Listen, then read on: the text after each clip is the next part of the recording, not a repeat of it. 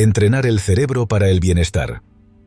El bienestar emocional no es un resultado espontáneo de las circunstancias, sino la consecuencia de cómo se entrena la mente. Al cerebro se le puede enseñar a identificar la calma, a reconocer el valor del presente y a sostener estados internos más estables. Esto no se logra repitiendo frases optimistas, sino cultivando hábitos como la atención plena, la regulación del lenguaje interno y la reflexión constante. Vivir mejor no significa sentir siempre placer, sino desarrollar profundidad y comprensión ante lo que sucede. El entrenamiento cerebral implica elegir conscientemente qué pensamientos alimentar, cómo responder a lo incierto y qué valores dirigirán nuestras acciones. Es una práctica diaria, sin fórmulas mágicas, que nos hace responsables de nuestra calidad mental. La transformación empieza por la mirada que tenemos sobre nosotros mismos y continúa en cada decisión, en cada pausa, en cada conversación. Si queremos un cerebro que contribuya a nuestra plenitud, debemos enseñarle a habitar la vida con sabiduría. 2. No se trata de actitud positiva, sino de sentido profundo. Una vida no mejora solo porque se adopte una actitud positiva. Fingir alegría o repetir frases motivadoras puede ocultar, pero no transformar el malestar. Lo que realmente da fuerza es el sentido. Comprender por qué y para qué vivimos, incluso en medio del dolor.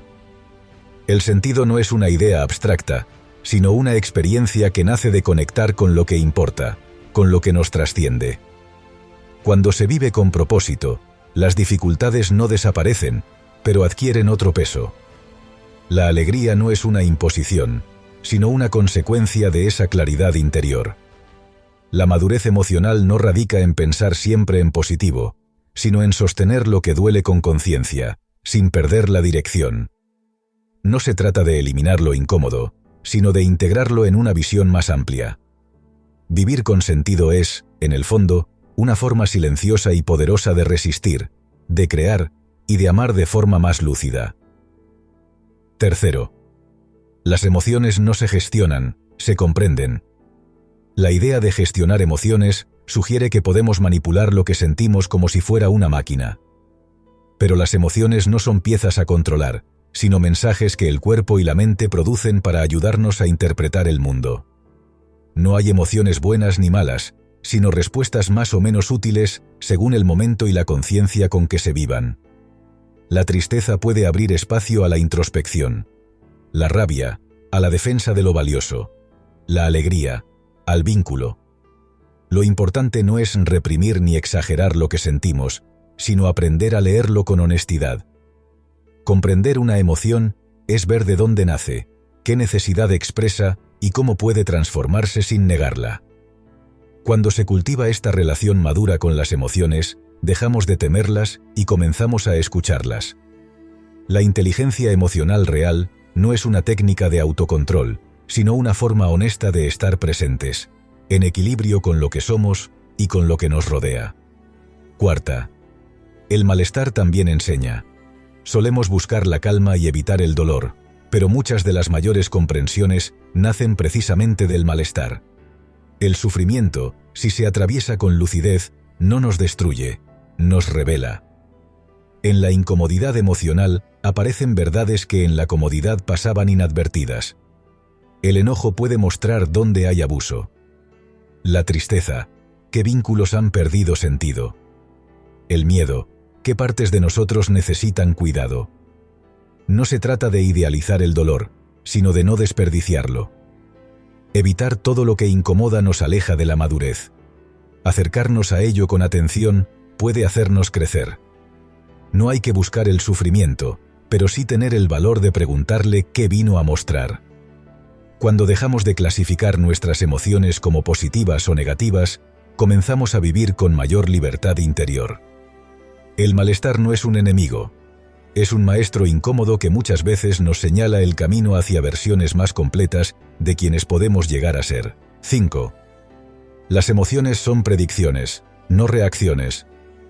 Lo que sentimos no es simplemente una respuesta automática a lo que sucede, sino una predicción que el cerebro realiza según experiencias previas, memoria, lenguaje y contexto.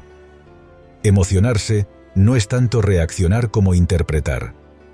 Ante una misma situación, dos personas pueden sentir cosas completamente distintas, porque su historia y sus patrones internos son diferentes.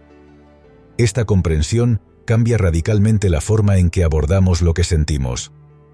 Saber que nuestras emociones son construcciones mentales nos invita a revisar nuestras creencias, nuestros relatos internos, nuestros hábitos de interpretación.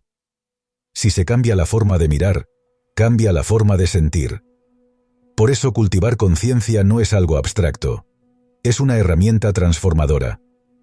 Al entender que nuestras emociones están moldeadas por la historia que contamos sobre la realidad, se abre la posibilidad de reescribir esa historia con más verdad, más amabilidad y menos juicio. Las emociones entonces ya no nos arrastran, nos orientan. 6. La mente no está dividida. Emoción y razón son una unidad. Durante años se difundió la idea de que la mente se divide entre razón y emoción, como si fueran enemigos en guerra. Pero el cerebro no funciona así.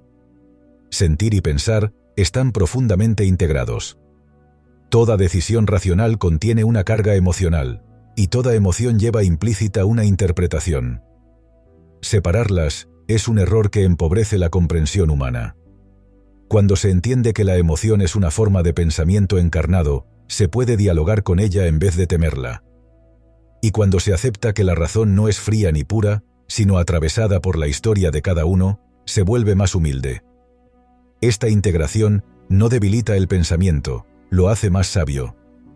La madurez mental no consiste en suprimir lo emocional, sino en aprender a pensar con todo el cuerpo, con todo el contexto, con toda la experiencia.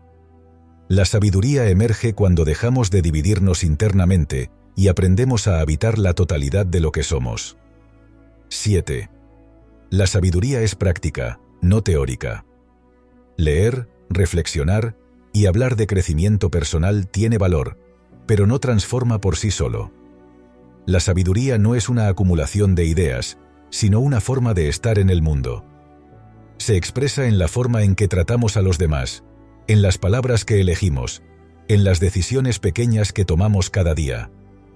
Es práctica, concreta y cotidiana. No se mide por el conocimiento que se tiene, sino por el modo de actuar frente a lo incierto, lo injusto, lo difícil. Se cultiva en la paciencia, en el silencio, en la coherencia con los propios valores. La persona sabia no es quien da más consejos, sino quien vive lo que enseña, aún sin decir palabra. La transformación real no viene de buscar más información, sino de aplicar lo esencial una y otra vez hasta que se vuelva parte del carácter. Saber vivir bien no es un talento, es una forma de trabajo interior persistente y silencioso. 8. Crecer en comunidad amplifica la conciencia. El desarrollo personal se suele imaginar como un camino individual, pero en realidad se potencia en comunidad. Compartir procesos con otros no es una debilidad, es una fuente de fuerza. La mirada del otro, su experiencia, su forma de nombrar las cosas, puede abrir posibilidades que uno solo no ve. El crecimiento humano necesita vínculos, relaciones donde haya escucha auténtica, diálogo profundo y presencia real. En una comunidad consciente, no se trata de compararse, sino de apoyarse mutuamente. El grupo sostiene cuando uno cae, refleja cuando uno se confunde, celebra cuando uno avanza. Crecer con otros no significa depender, sino vincularse desde la honestidad y la compasión. Nadie madura solo. Las grandes transformaciones se consolidan cuando son compartidas. El aprendizaje colectivo no acelera el proceso, pero lo vuelve más humano, más estable, más rico. Una comunidad verdadera no adoctrina, acompaña. Y esa compañía marca la diferencia entre sobrevivir y despertar. 9. El conocimiento más útil es el que integra. Durante siglos, el saber humano se ha fragmentado en disciplinas: ciencia, arte, filosofía, espiritualidad. Pero la vida no ocurre por separado. Todo está conectado.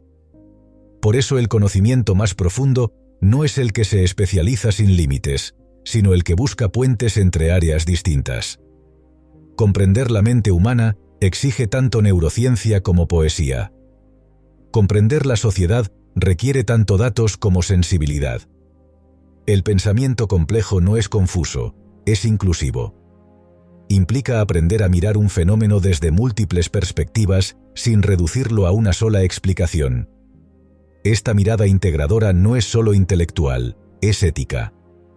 Porque cuando se reconoce la interdependencia entre los saberes, también se reconoce la interdependencia entre las personas, entre la humanidad y la naturaleza, entre la acción y sus consecuencias. El conocimiento que transforma es el que sirve a la vida, no el que se encierra en sí mismo. Pensar bien es, en el fondo, aprender a cuidar. 10. El silencio es una forma de inteligencia. En una cultura que valora la rapidez, el ruido y la exposición constante, el silencio es un acto de resistencia. No se trata de no hablar, sino de aprender a estar sin decir, sin justificar, sin reaccionar. El silencio permite observar, entender, asimilar. También nos enfrenta a nosotros mismos, sin distracciones. En ese espacio interno, muchas veces incómodo, puede emerger una comprensión más honesta. Callar no siempre es debilidad. A veces es respeto, otras veces es fuerza, y muchas veces es humildad. Escuchar sin responder de inmediato es una forma de inteligencia emocional. Dejar que una emoción se asiente antes de actuar, también. El silencio no es vacío, es contención. Quien puede habitarlo con serenidad suele tener una mente más clara y un corazón más amplio. En tiempos de exceso, elegir el silencio es volver a lo esencial. Ahí donde no hay palabras innecesarias, puede aparecer la verdad.